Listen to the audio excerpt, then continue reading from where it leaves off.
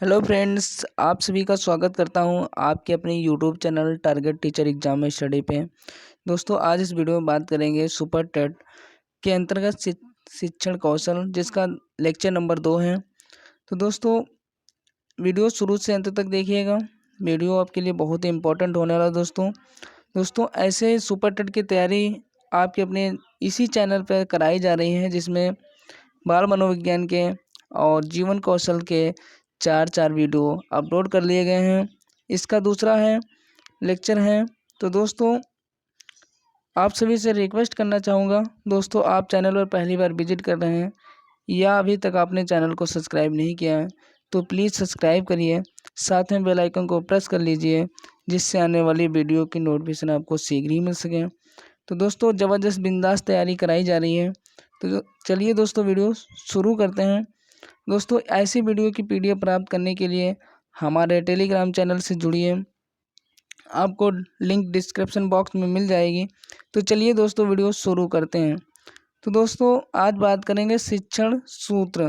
दोस्तों, शिक्षण सूत्र क्या होते हैं, शिक्षा में शिक्षण सूत्र का क्या महत्व होता है, तो दोस्तों किन्हें कहते हैं, इस सभी मुद्दों पर प्रकाश डालेंगे। तो दोस्तों, जिस प्रकार से एक गणित के सवाल में एक सूत्र के माध्यम से सवाल को हल कर देते हैं, उसी प्रकार से शिक्षण में भी शिक्षण सूत्र प्रयोग किए जाते हैं, जिससे शिक्षण प्रक्रिया प्रभावी ढंग से संपन्न होती है। साथ में साथ शिक्षण एक सरल व्यू से भी संपन्न होता है। तो दोस्तों, बात करेंगे कैमोनियस एवं हर्वर्ड स्पेंसर के अनुसार शिक्षण सूत्र निम्न प्रकार होते हैं। तो इन्होंने नंबर 1 बात की है ज्ञात से अज्ञात की ओर।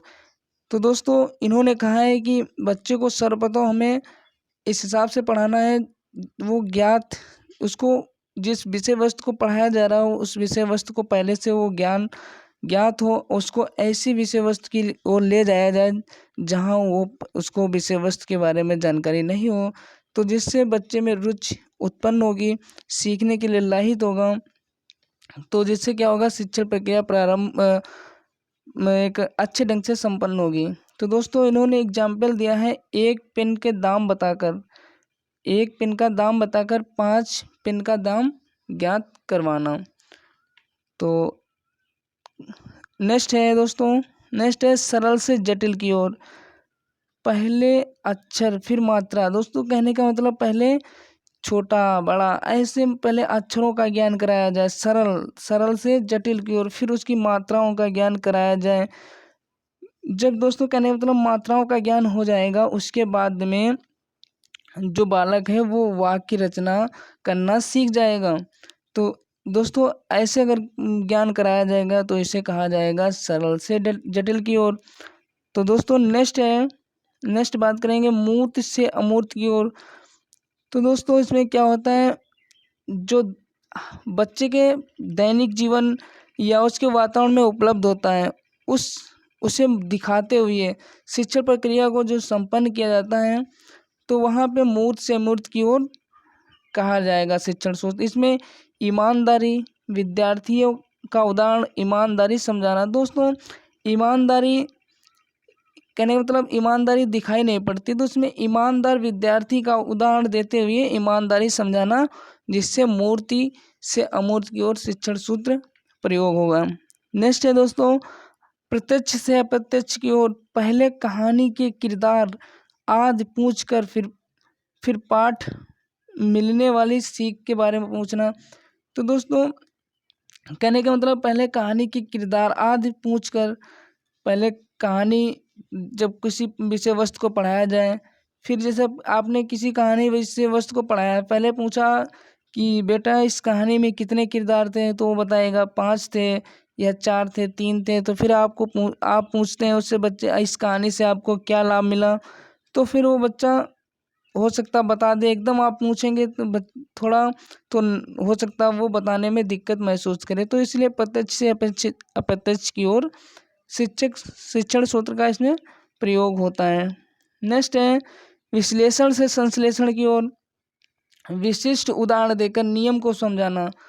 तो जिसमें विशिष्ट से संश्लेषण की ओर इसमें शिक्षण सूत्र का प्रयोग होता है। नेक्स्ट है पूर्ण सेंस की ओर।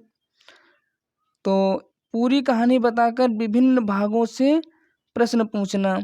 तो एक कहानी आप बच्चे को पढ़ाओगे तो उसमें क्या होता है, फिर छोटे छोटे पार्ट में उससे कहानी के बारे में पूछना, तो जिससे बच्चे को में कहानी सीखने में एक रुचि उत्पन्न होती है।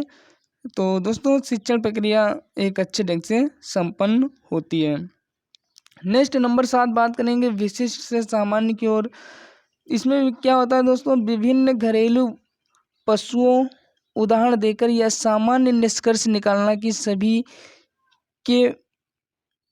के पैर हैं, सभी के पास 4 पैर हैं। दोस्तों विभिन्न घरेलू पशुओं का उदाहरण देकर यह सामान्य निष्कर्ष निकलाना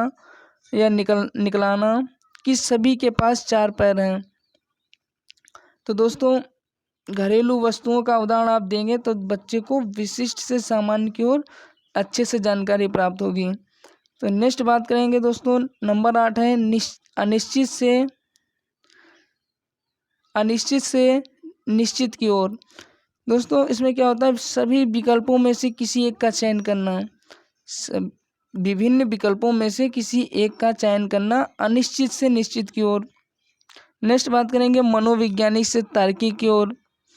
मनोवैज्ञानिक से तार्किक की ओर सूत्रों से सिद्ध करना, जिसमें मनोवैज्ञानिक से तार्किक की ओर सिद्ध होता है। नेक्स्ट है अनुभव से युक्त सूत्र की ओर।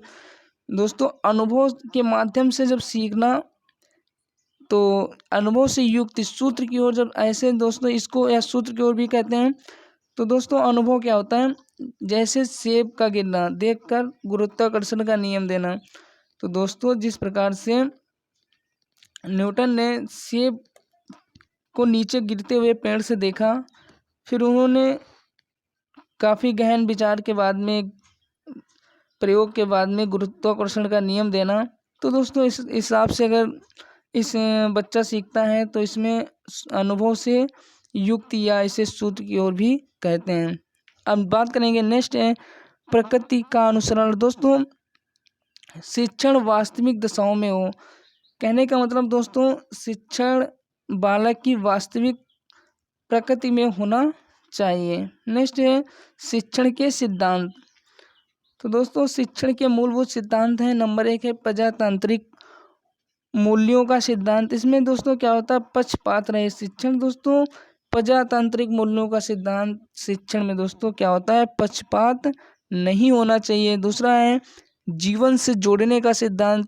दोस्तों शिक्षण प्रक्रिया को जब जीवन से जोड़कर सिखाया जाता है तो शिक्षण प्रक्रिया प्रभावी रूप से संपन्न होती है। तो शिक्षण वास्तविक जीवन से जुड़ा होना चाहिए। बच्चे के शिक्षण का वास्तविक जीवन में क्या महत्व है, क्या इसका इम्पोर्टेंस है, कहाँ पे इसका उपयोग होगा। तो दोस्तों ऐसे अगर जीवन में जोड़ कर पढ़ाया जाएगा शिक्षण, तो बहुत ही प्रभावी रूप से प्रभावी होगा। नेक्स्ट है रुचि का सिद्धांत। तो दोस्तों शिक्षण विद्यार्थी की रुचि के अनुसार होना चाहिए। तो बच्चों में दोस्तों क्या होता है, पहले रुचि का उत्पन्न शिक्षण प्रक्रिया संपन्न करने से पहले या शुरू करने से पहले बच्चे में एक सीखने के लिए रुचि उत्पन्न की जाती है, जिससे बच्चा उसके रुचि जब उत्पन्न हो जाती है तो एक प्रभावी ढंग से सीखता है, सीखने में ललायित रहता है, जिससे शिक्षण को एक रूप दिया जा सकता है। नेक्स्ट बात करेंगे पुनरावृत्ति का सिद्धांत। विषय वस्तु विस्मृति का शिकार ना हो, कहने का मतलब जो विषय वस्तु पढ़ाई जा रही है इसको एक बालक भूले ना, तो इसलिए समय समय पर उसको दोहराना या फिर कहने का मतलब उसको याद कराना, उसका दोस्तों कहने का मतलब रिवीजन करवाना पुनरावृत्ति का सिद्धांत कहलाता है। नेक्स्ट है विभाजन का सिद्धांत। विषय को सरलता दृष्टि से छोटे छोटे भागों में बांटना, तो विभाजन का सिद्धांत कहलाता है, जिससे बच्चे को एक कहने का मतलब दोस्तों अतिरिक्त भार नहीं पड़ता, वो छोटे छोटे खंडों में विषय वस्तु को पूर्णतः सीख जाता है। नेक्स्ट बात करेंगे व्यक्ति भिन्नता का सिद्धांत। दोस्तों व्यक्ति भिन्नता का यहाँ पे सिद्धांत ये लागू होता है शिक्षण में कि प्रत्येक बालक में एक विशिष्ट प्रकार की व्यक्तिक भिन्नता पाई जाती है। कहने का मतलब यहाँ तक मनोवैज्ञानिकों ने ये भी कहा है कि एक दो जुड़वा बालक जो होते हैं उनमें व्यक्तिक भिन्नता भी पाई जाती है। तो व्यक्तिक भिन्नता के हिसाब से शिक्षण प्रक्रिया को संपन्न कराना चाहिए, सभी को ध्यान में रखते हुए। नेक्स्ट बात करेंगे नियोजन का सिद्धांत। विषय वस्तु के लिए पूर्व योजना बनाना। नियोजन कहने का मतलब दोस्तों किसी कार्य को संपन्न करने से पहले एक विशेष प्रकार की रूपरेखा बनाई जाती है, तो उसे ही नियोजन कहते हैं। तो दोस्तों इससे क्या होता है, शिक्षण को एक रूप दिया जाता है विशेष प्रकार का, इसके शिक्षण का क्या महत्व है, ऐसे विभिन्न प्रकार के विषय वस्तुओं पर प्रकाश डाला जाता है। नेक्स्ट बात करेंगे नैतिक मूल्यों का सिद्धांत। इसमें नैतिक मूल्यों का सिद्धांत, इसमें ईमानदारी, सत्य, अहिंसा जैसे गुण सिखाना नैतिक मूल्यों का सिद्धांत कहलाता है, जो बहुत ही महत्वपूर्ण होता है। नेक्स्ट है परीक्षण का सिद्धांत। परीक्षण का सिद्धांत क्या होता है दोस्तों, जब एक शिक्षण प्रक्रिया को प्रभावी रूप से बच्चों को सिखाया जा रहा है, बीच में उसको परीक्षण करके देखना चाहिए कि जो शिक्षण प्रक्रिया हम बच्चों को सिखा रहे हैं तो वो कहाँ तक हद तक सही साबित हो रही है या बच्चे से कितना सीख रहे हैं। तो इसलिए शिक्षण प्रक्रिया में परीक्षण का सिद्धांत लागू होता है। नेक्स्ट है पूर्व ज्ञान का सिद्धांत। विद्यार्थी के पूर्व ज्ञान से जोड़कर शिक्षण प्रक्रिया को सिखाना चाहिए। नेक्स्ट है अंतःक्रिया या संप्रेषण का सिद्धांत।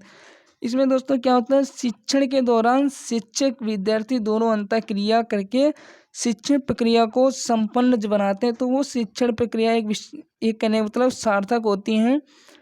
तो ऐसे शिक्षण प्रक्रिया का होना शिक्षण में बहुत ही महत्वपूर्ण होता है। नेक्स्ट है प्रेरणा का सिद्धांत।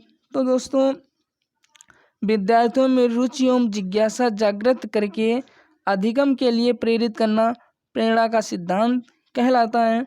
जिससे कहने मतलब एक बच्चे को उसके बारे में प्रेरणा देना, बच्चों को एक मोटिवेशन कहानी सुना के कि ऐसे उन्होंने ऐसे कार्य किया तो ऐसे उन्होंने कार्य कर लिया, कहने मतलब किसी का एग्जाम्पल देके बच्चे को सिखाया जाता, प्रेरणा दी जाती है।